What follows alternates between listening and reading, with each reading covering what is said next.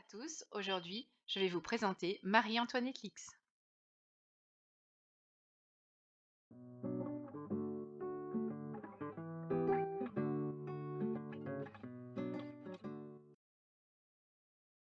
Qui était Marie-Antoinette Lix? Derrière ce nom se cache une femme d'exception dont le parcours est aussi méconnu qu'inspirant. Combattante intrépide, elle a consacré à sa vie à défendre ses idéaux et à venir en aide aux plus démunis. Marie-Antoinette est née en 1838 à Colmar. Elle n'a que 5 ans quand sa mère décède. Son père, qui l'élève seul, va lui donner une éducation complètement atypique et va lui apprendre l'exercice militaire, l'art de l'escrime et des méthodes pour se tenir solidement à cheval.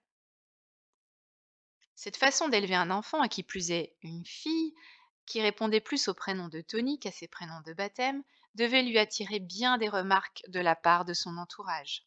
À telle enseigne qu'il dut consentir à se séparer de Tony pour la faire admettre à l'Institut des Sœurs de la Providence de Ribeauvillé. Pas facile pour cette fillette de changer du jour au lendemain de mode de vie et de se plier aux règles strictes de la pension. Mais cette éducation religieuse sera déterminante dans la vie de Tony, parce que toute sa vie durant, elle sera attentive à respecter et appliquer les principes religieux. De sérieuses études lui permettent d'acquérir également le diplôme de préceptrice. Elle est alors en mesure d'accepter la charge de gouvernante des enfants du comte Lubinski en Pologne. Elle n'a alors que 18 ans. Marie-Antoinette se prend d'amitié pour la famille polonaise et comprend la révolte des nobles polonais désireux de se libérer du joug russe. De son éducation militaire, Marie-Antoinette s'en empare et part au combat. Elle décide de participer à ce soulèvement pour aider les opposants polonais. Elle n'hésite pas à se faire passer pour un homme. C'en est fini de la jeune perceptrice. Elle coupe ses cheveux et se fait appeler Tony.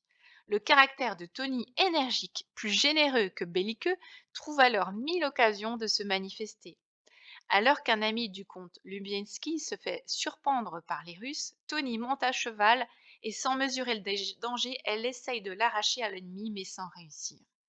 Par ses différents actes héroïques, elle sera désormais Tony, lieutenant des hussards, et se battra contre les Russes, qui parviennent toutefois à la capturer blessée.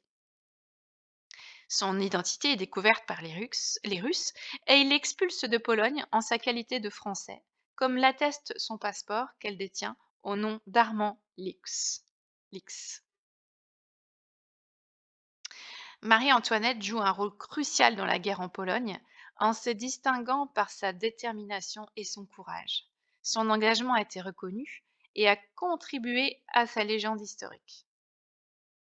Marie-Antoinette entra alors en France et fut embauchée dans une maison de commerce qui lui confia la correspondance étrangère, fonction qu'elle remplit aisément car elle écrivait et parlait 4 langues comme un professeur. Mais Marie-Antoinette s'ennuie très rapidement. Elle décide de partir pour Lille en 1866 où sévit le choléra.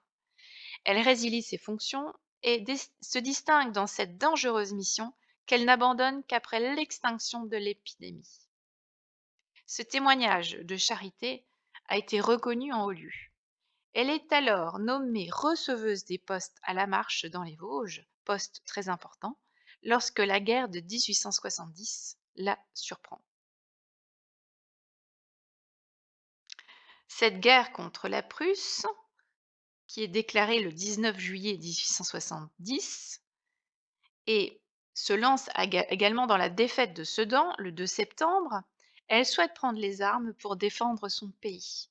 Elle se rend dans un premier temps chez les générales de Failly pour intégrer les troupes régulières. Mais la loi s'y oppose. Aucune femme ne peut rentrer dans l'armée régulière. Moins regardant, elle intègre alors les francs-tireurs de la Marche en qualité de lieutenant. Elle rejoint avec ses hommes le général Cambriels, chargé de constituer l'armée de l'Est. Elle participe à la défense du département des Vosges et de la ville de Langres. Elle s'illustre alors dans la bataille de Nompatelise le 6 octobre 1870, où elle assume la défense du passage entre La Salle et Saint-Rémy dans les Vosges.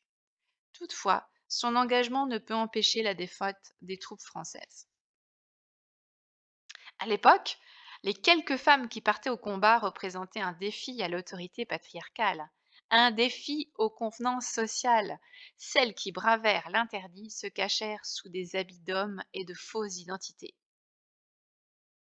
Malgré tout, Marie-Antoinette reçut la médaille militaire, puis deux récompenses de la Société d'encouragement au bien. Les femmes alsaciennes, après la guerre, lui offrent une épée d'honneur qui a été offerte au musée de l'armée à Paris par Marie-Antoinette. La poignée, en vieil argent massif, représente l'Alsace couronnée de Strasbourg et brisant ses chaînes. Burinée dans le métal, on lit une inscription Prodeo et Patria. Suivant sa demande, son bureau de poste fut échangé contre un bureau de tabac. Marie-Antoinette Lix se dépensa non seulement sur les champs de bataille, dans les ambulances, comme infirmière et dans différents emplois, mais elle s'orienta également vers la littérature. Marie-Antoinette adorait lire et écrire. Elle produisit deux comédies imprimées dans le journal des jeunes personnes et écrivit également des ouvrages, notamment sur la patrie, qui s'appelle Tout pour la patrie, notamment en l'honneur des Alsaciens.